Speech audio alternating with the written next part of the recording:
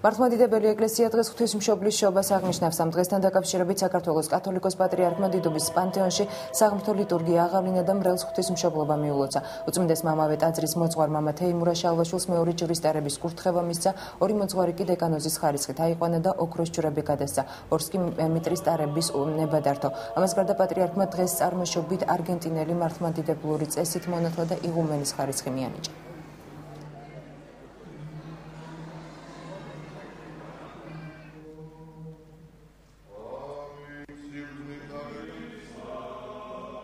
Milosław, Ołaz wydach Książątych, Kobiz Dwech, Ołaz wydach Książątych Szoba, Esarys Sackisy, Felix Hołnebisa. Ołaz wydach Książątych, Arys Parveli Sakartowosy. Ołaz wydach Książątych, Dedam, Zana, Mewat Pentana, Taveralum Nurses Lepskerstinante,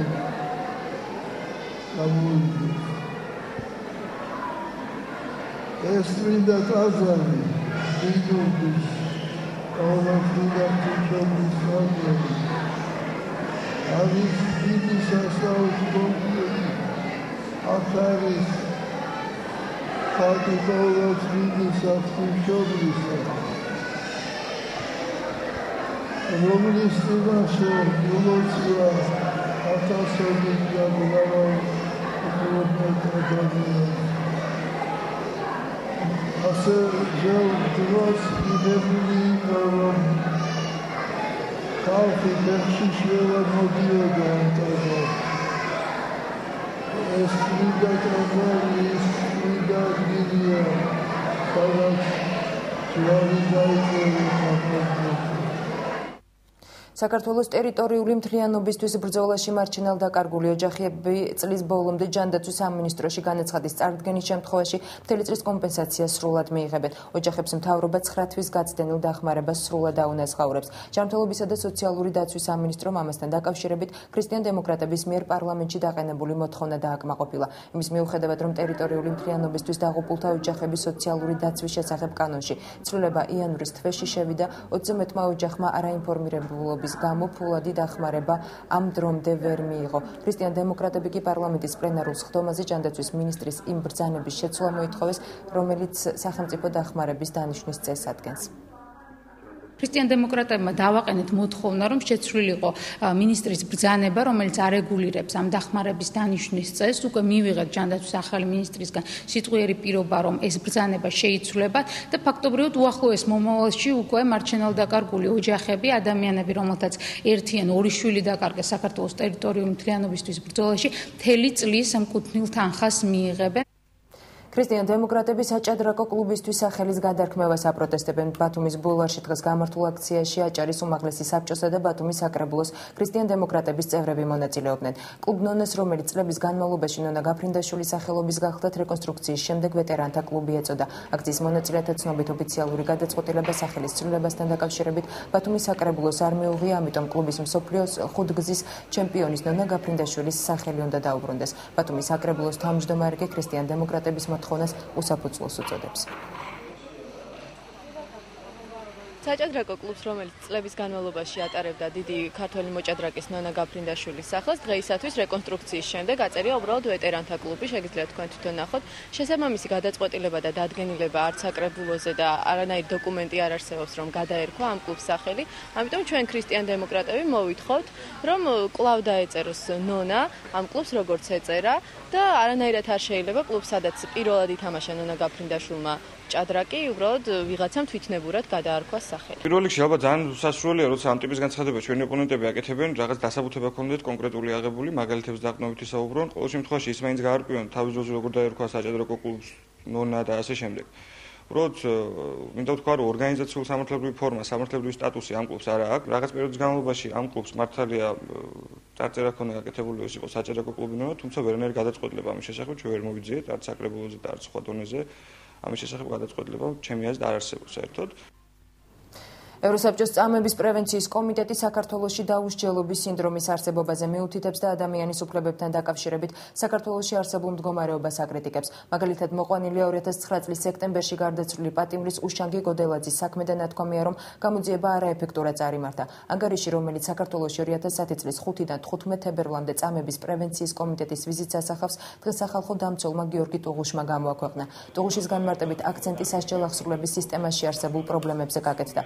კერძოდ საუბარია გადატვირთულობის პრობლემასა და პატიმრების მიმართ არაადამიანურ მოპყრობაზე. მნიშვნელოვანი კრიტიკა გამოიწვია სასჯელ ახსრულების სისტემაში ჯანდაცვის პრობლემამ. ასევე უარყოფითად არის შეფასებული ციხეებში გრძელვადიანი პაემნების გაუქმება და ასათიანის ფსიქიატრიულ დაწესებულებაში არსებული მდგომარეობაც. დადებითად არის შეფასებული პოლიციის განყოფილებების ინფრასტრუქტურის გაუმჯობესება. ასევე იურიდიული დახმარების სამსახურის შექმნა, არასრულწლოვანთა მართლმსაჯულებაში განხორციელებული რეფორმები და სახალხო დამცველის აპარატში წამების პრევენციის მექანიზმის არსებობა. ანგარიში რეკომენდაციით საქართველოს ხელისუფლებას უკვე გადაეგზავნა. დღევანდელი ჩემი ბრიფინგი ეძღვნება ევროპის წამების აკრძალვის კომიტეტის მიერ ანგარიშის გამოქვეყნებას. ეს ანგარიში უკავშირდება კომიტეტის რიგით მეოთხე ვიზიტს საქართველოში. კომიტეტი მთელ რიგ ასპექტებზე ამახვილებს ყურადღებას. კომიტეტმა მოინახულა როგორც სასჯელ ახსრულების დაწესებულებები, ასევე პოლიციის დროებითი მოთავსების იზოლატორები და პოლიციის განყოფილებები, ასევე ფსიქიატრიული საავადმყოფოები და ასევე კომიტეტი იმყოფებოდა ძევრის შესაძლებლობა შეზღუდულ პირთა პანსიონატში. მინდა აღვნიშნო, რომ კომიტეტის ანგარიში მოიცავს როგორც პოზიტიურ, ასევე ნეგატიურ შეფასებებს. მოძრაობის სოლიდარობა უკანონო პატიმრებს ლიდერ ეკა ბესელიას განცხადებით უკანონო პატიმართა საქმეების შესწავლა და რეგისტრაცია გრძელდება. მისი თქმით, ამ დროისთვის არსებულ მონაცემს 74 უკანონო პატიმარი დაემატა. სულ რეგისტრირებულია 330 პატიმარი.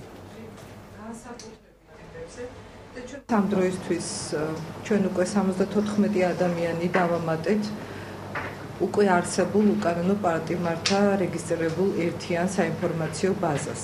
ანუ მთლიანად 330 უკანონო პატიმარია რეგისტრირებული ჩვენი სამოქალაქო მოძრაობის ოფისში.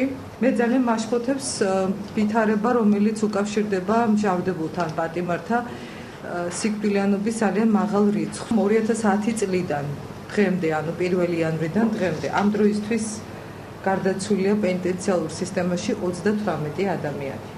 31 მჟავდებული იქნა გადაყვანილი 2010 წლიდან დღემდე ტუბერკულოზის და ფილტვის დაავადებათა ეროვნულ ცენტრში. 31 მჟავდებულიდან 22 მჟავდებული გარდაიცვალა. პრობაციის ეროვნული სააგენტოს თანამშრომლებმა და კახეთის პრობაციის ბიუროში აღრიცხვაზე მყოფმა პირობით მსჯავრდებულებმა გურჯაანის რაიონის სოფელ შრომაში რთველში მიიღეს მონაწილეობა. სასჯელ ახსრულების პრობაციისა და იურიდიული დახმარების საკითხთა სამინისტროს ცნობით, სტუმრები ერთ-ერთ ადგილობრივ ფერმერს მოსავლის აღებაში დაეხმარნენ და მისგან 4 ტონა ყურძენი შეიძინეს. შესყიდული მოსავლისგან საჩუქრად სამარკო ღვინო ჩამოისხმება.